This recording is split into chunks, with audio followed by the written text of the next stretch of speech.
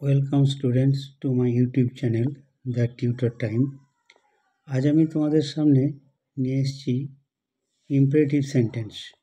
এটিকে কিভাবে narration change করবে সেটি দেখাচ্ছি। তো প্রথমেই জানতে হবে ইম্পারেটিভ সেন্টেন্স কাকে বলে।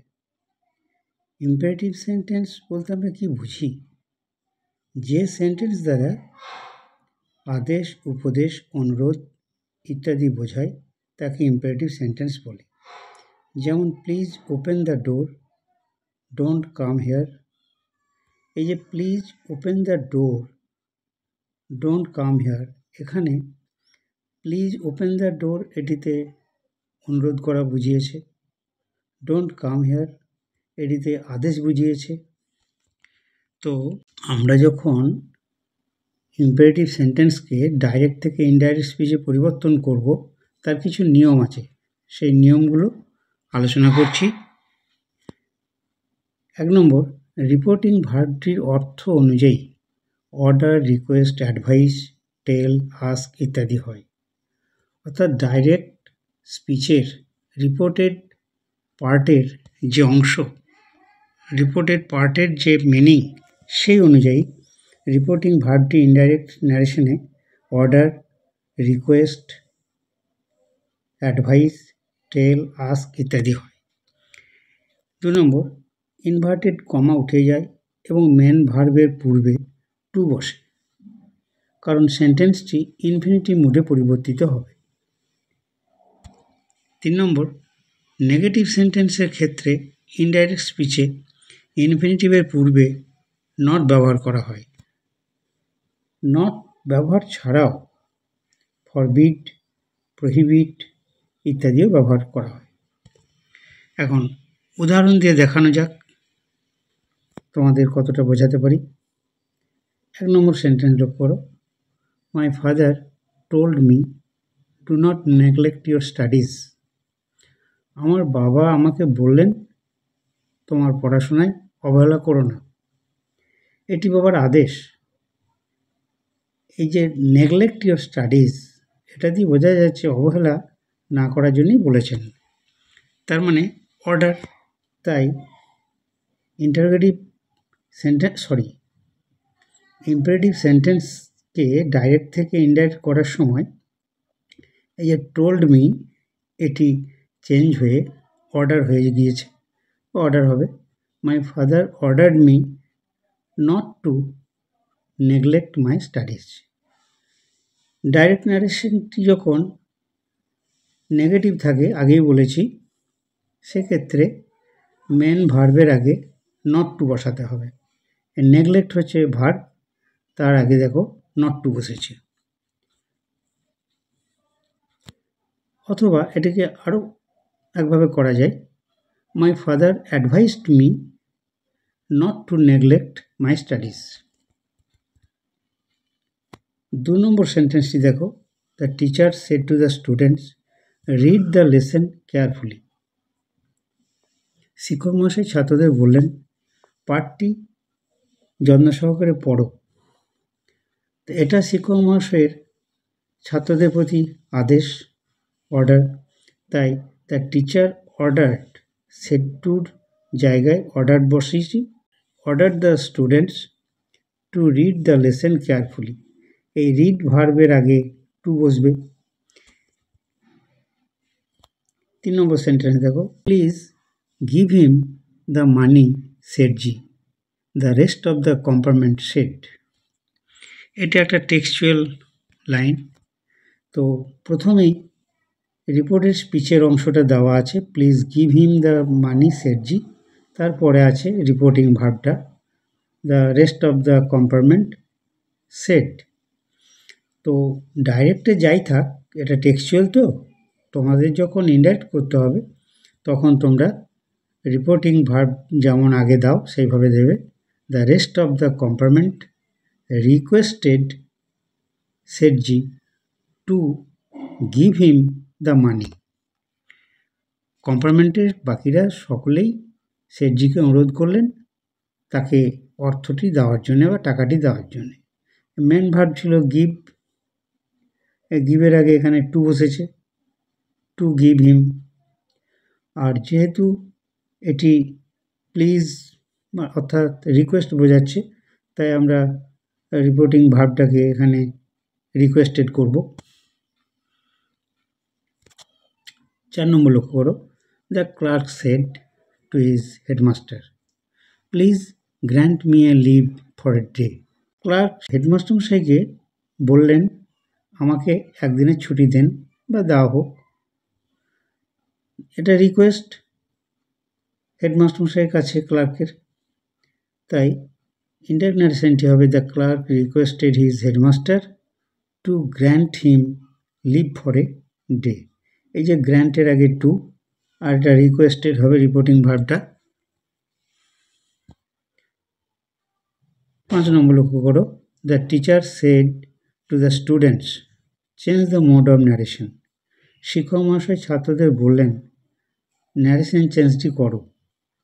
তা এটা শিক্ষক মহাশয়ের ছাত্রদের প্রতি অর্ডার, তাই এখানেও রিপোর্টিং ভার্বটা সেড টুর পরিবর্তে অর্ডার হয়েছে।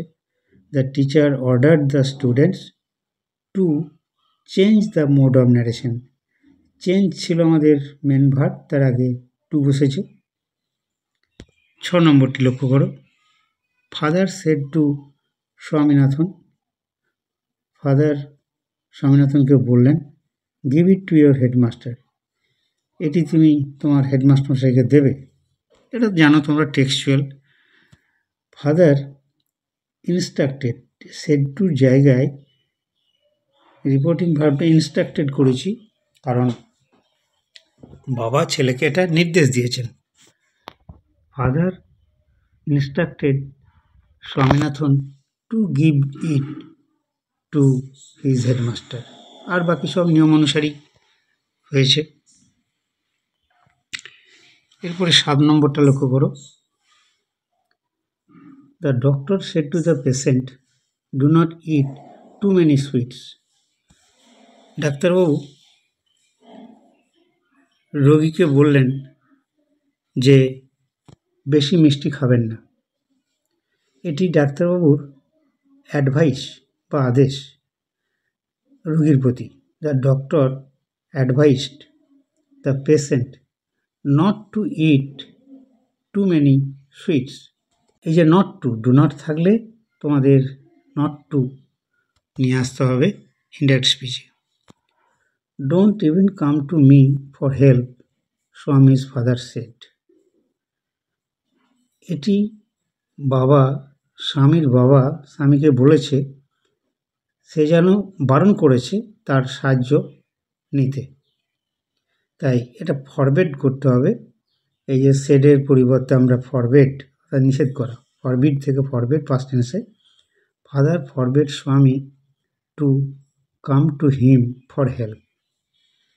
মেন ভার্ব ছিল কাম, তার আগে দেখো টু কাম। এইভাবে তোমাদের করতে হবে।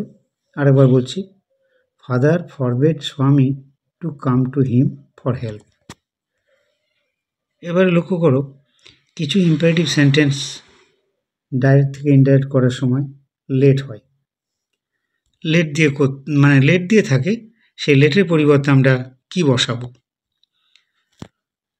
হি said let us go to cinema.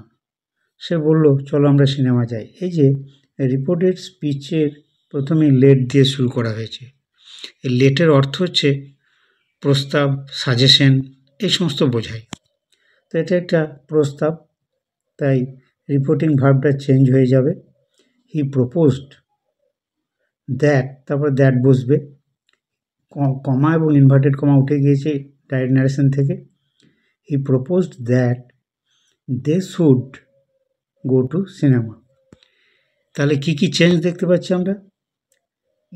Reporting ভার্বের পরিবর্তে প্রপোজড, তার কমা উঠে গিয়ে ওখানে দ্যাট বসবে, তারপরে আজ থেকে দে হয়েছে। লেট থাকলে শুড নিয়ে আসতে হবে, শুড বা উড এগুলো নিয়ে আসতে হবে, শুড বসবে। 2 নম্বর দেখো, he said let us take the patient to a doctor. সে বলল, চলো আমরা রোগীটিকে ডাক্তারের কাছে নিয়ে যাই। এটা সাজেশন, তাই হি সাজেস্টেড সেড রিপোর্টিং ভার্বের পরিবর্তে সাজেস্টেড, সি সাজেস্টেড, তারপরে নিয়ম অনুসারে কমা উঠে যাবে, ইনভার্টেড কমা উঠে যাবে, দ্যাট বসেছে।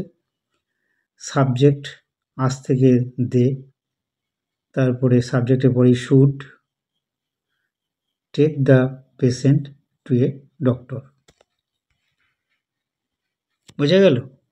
আবার বলছি, he suggested that they should take the patient to a doctor. 3 নম্বরটা লক্ষ্য করো। The boy said to his mother, let me draw a cartoon now. বালকটি তার মাকে বলল, আমাকে এখন কার্টুন আঁকতে দাও। আবদার করেছে মায়ের কাছে, এটা সাজেশন মায়ের কাছে। তাই the boy suggested to his mother that he should draw a cartoon then. He should draw cartoon then. এই নাও থাকলে দেন হয়, জানো তোমরা। চেঞ্জগুলো আমি আন্ডারলাইন করে দিয়েছি যেখানে যেখানে চেঞ্জ। এবারে আমরা আরেকটি সেন্টেন্স নিয়ে আলোচনা করব, নারেশন চেঞ্জের। Optative sentence. অপটেটিভ সেন্টেন্স কি না, রিপোর্টেড স্পিচের অর্থ অনুসারে ইনডাইরেক্ট ন্যারেশনে রিপোর্টিং ভার্বটি চেঞ্জ হয়ে উইশ, প্রে ইত্যাদি হয়, তারপর দ্যাট বসে এবং সেন্টেন্সটি অ্যাসার্টিভ হবে। একটা লক্ষ্য করো, I said to him may God bless you. আমি তাকে বললাম, ঈশ্বর তোমার মঙ্গল করুন। এই যে মঙ্গল করা, এটা কি? ঈশ্বরের কাছে প্রার্থনা করা, তার মঙ্গলের জন্যে ঈশ্বরের কাছে প্রার্থনা করা। তাই রিপোর্টিং ভার্বটা সেড টুর পরিবর্তে লক্ষ্য করবে আই প্রেড হয়েছে, দ্যাট বসবে, কমা ইনভার্টেড কমা উঠে যাবে, দ্যাট বসবে। বাকিটা অ্যাসার্টিভ সেন্টেন্সের মতো হবে। God might bless him, God might bless him, এর পাস্ট টেন্স হচ্ছে মাইট। ব্লেস হিম মানে স্পোকেন টু, বক্তা বা স্পিকার হচ্ছে আই, আর যাকে বলা হচ্ছে মানে স্পোকেন টু তিনি হচ্ছেন এই ইউটা, তাই ইউ এর পরিবর্তে প্রোনাউন হিম হয়েছে। 2 নম্বর লক্ষ্য করো, she said may your son recover soon. এটাও একটা উইশ বোঝাচ্ছে, ছেলের আরোগ্য কামনা করা। সে বলল, তোমার পুত্রের তাড়াতাড়ি আরোগ্য লাভ করুক, আরোগ্য কামনা করি, এরকম আর কি। তো সি উইশড, এই সেডের পরিবর্তে রিপোর্টিং ভার্বটা উইশড হয়ে গেল। সি উইশড দ্যাট নিয়ম অনুসারে মাই সান মাইট রিকভার সুন। বাকিটা নিয়ম অনুসারী। 3 নম্বরটা লক্ষ্য করো, the old man told the little girl may you live long. বৃদ্ধ মানুষটি ছোট্ট মেয়েটিকে বলল, তোমার দীর্ঘায়ু কামনা করি। তো এখানে দ্য ওল্ড ম্যান উইশ করছেন, তাই রিপোর্টিং ভার্বটা উইশড হয়েছে। দ্য ওল্ড ম্যান উইশড, টোল্ডের পরিবর্তে wished. The little girl, that নিয়ম অনুসারে দ্যাট বসেছে। She might live long, she বলতে লিটল গার্ল সাবজেক্ট হয়ে এখানে এসছে। 4 নম্বর, the teacher said may you succeed in life. শিক্ষক মহাশয় বললেন, তুমি জীবনে কৃতকার্য হও বা সফল হও। এটা শিক্ষক মহাশয় ছাত্রের ভালো কামনা করেন বা ইচ্ছা করেন। দ্য টিচার উইশড, সেডের পরিবর্তে উইশড। দ্যাট নিয়ম অনুসারে কমা ইনভার্টেড কমা উঠে যায়। এই ইউ সাকসিড, তো আই হবে I might succeed in life. ঠিক আছে, আজ এই পর্যন্তই। পরবর্তী ভিডিও আগামীকাল। তো তোমাদের কাছে অনুরোধ, তোমরা আমার ভিডিওটি দেখে উপকৃত হলে একটা লাইক, শেয়ার, সাবস্ক্রাইব করে দেবে, কারণ এগুলোই আমার কাছে তোমাদের থেকে পাওয়া একটা অনুপ্রেরণা, যাতে পরবর্তী ভিডিও বানাতে আমি একটা ইন্সপিরেশন পাই। Thank you.